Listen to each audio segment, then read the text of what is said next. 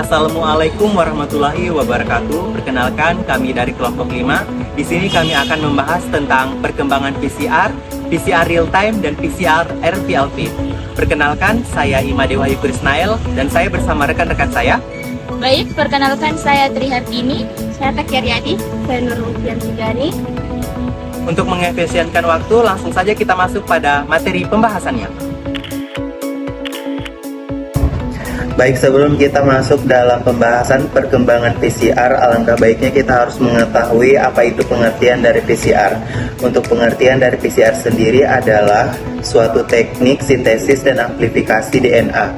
Teknik PCR sendiri dapat digunakan untuk mengamplifikasi segmen DNA dalam jumlah jutaan kali hanya dalam beberapa jam. Kemudian untuk pengertian real-time PCR sendiri adalah suatu teknik PCR yang dapat mendeteksi dan menyajikan perkembangan reaksi PCR secara kontinu atau real-time, sehingga jumlah DNA di awal reaksi dapat dihitung secara kuantitatif. Kemudian pengertian dari PCR RVLP adalah metode untuk menganalisis hasil DNA fragmen panjang perbedaan yang mencerna menggunakan enzim retriksi dengan endonuklease. Kemudian, perkembangan PCR merupakan teknik yang digunakan untuk memperbanyak atau menggandakan segmen DNA secara cepat dan spesifik.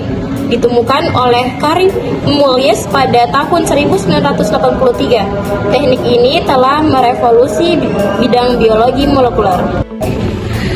Perkembangan yang kedua itu yaitu real-time PCR. Real-time PCR juga dikenal sebagai kinetic PCR, qPCR, dan QRT PCR. Perangkat bersepeda thermal otomatis telah ditingkatkan dengan menggunakan cut DNA polimerase yang termostabil dan terus dikembangkan dengan teknik pendaran fluoresensi. PCR real-time mudah dilakukan, memberikan hasil yang andal dengan akurasi tinggi, serta kuantifikasi yang cepat.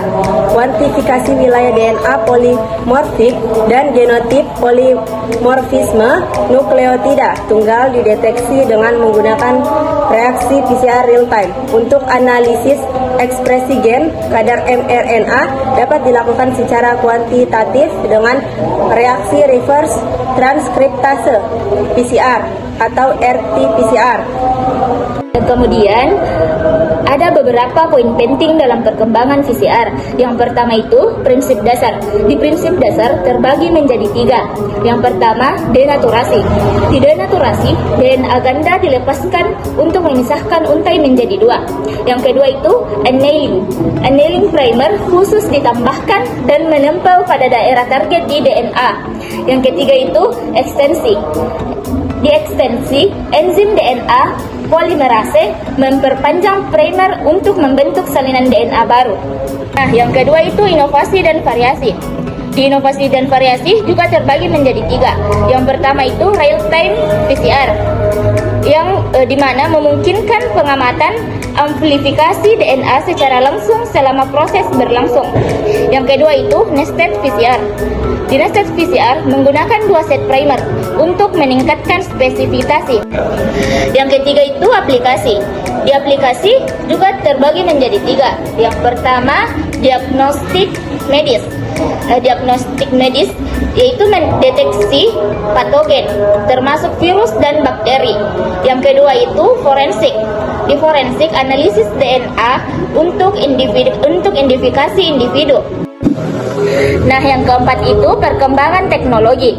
Di perkembangan teknologi, penggunaan enzim yang lebih stabil dan efisien, dan juga peningkatan perangkat lunak analisis untuk interpretasi data yang lebih baik.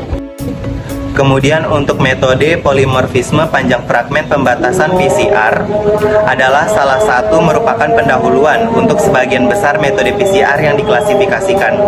RVLP adalah teknik yang mengacu pada perbedaan antara situs enzim retriksi pada sampel DNA.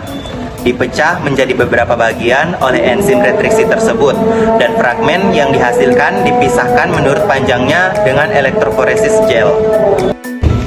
Kemudian ini merupakan salah satu contoh hasil RVLP dari suatu laboratorium di mana adanya kasus homozigot yang tidak dipotong atau memiliki alel yang sama dan diperkirakan hanya memiliki satu pita 314 BP seperti pada gambar nomor 2.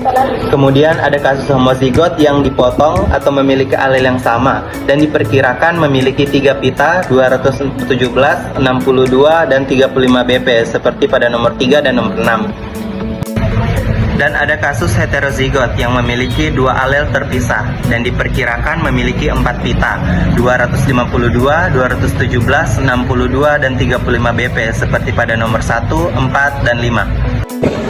Berikutnya ada 3 langkah utama PCR yang berulang secara berurutan. Yang pertama yaitu denaturasi duplex DNA menggunakan suhu 94 sampai 90 derajat Celcius. Tujuannya adalah untuk memisahkan untai agar siap direplikasi.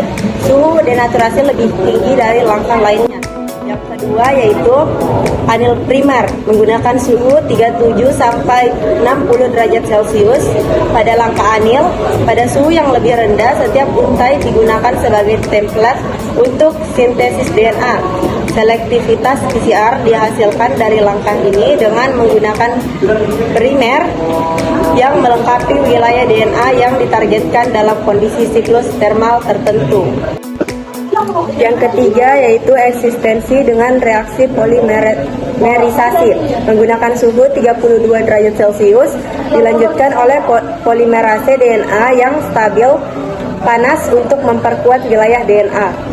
Melalui gambar di samping, reaksi-reaksi tersebut di atas diulangi lagi dari 25-30 kali siklus, sehingga pada akhirnya siklus akan diperoleh molekul-molekul DNA rantai ganda yang baru yang merupakan hasil polimerasi dalam jumlah yang jauh lebih banyak dibandingkan dengan jumlah DNA cetakan yang digunakan. Produk PCR dapat diidentifikasi melalui ukurannya dengan menggunakan elektroforesi gel agarosa. Metode ini terdiri atas menginjeksi DNA ke dalam gel agarosa dan menyatukan gel tersebut dengan listrik. Hasilnya, untaian DNA kecil pindah dengan cepat dan untaian yang besar di antara gel menunjukkan hasil positif. Nah, berikut merupakan bagian dari analisis ekspresi gen pada perkembangan PCR. Mesin PCR real-time yang sebagian besar digunakan dalam percobaan laboratorium yaitu Prisma AB 7700 dan ProPlexiler 480. Protokol PCR real-time. PCR real-time telah disukai sebagai salah satu metode yang disukai dalam studi molekuler dan dalam analisis rutin, karena prosesnya membutuhkan waktu singkat selama 20-30 menit. Ini memberikan siklus pemanasan dan pendinginan yang cepat 30-40 kali. Selain itu, ini bermanfaat bagi kontrol reaksi PCR pada monitor komputer. Sensitivitas tinggi dari PCR real-time membuat teknik ini dapat diterapkan pada sampel yang sangat kecil, seperti aspirasi jarum halus. Instrumen PCR real-time dapat secara bersamaan memperkuat dan mendeteksi, menghilangkan kebutuhan untuk membuka tabung yang berisi produk PCR, dan karenanya mengurangi resiko kontaminasi di masa depan. Demikian pembahasan dari kelompok kami. Terima kasih atas perhatiannya. Wassalamualaikum warahmatullahi wabarakatuh.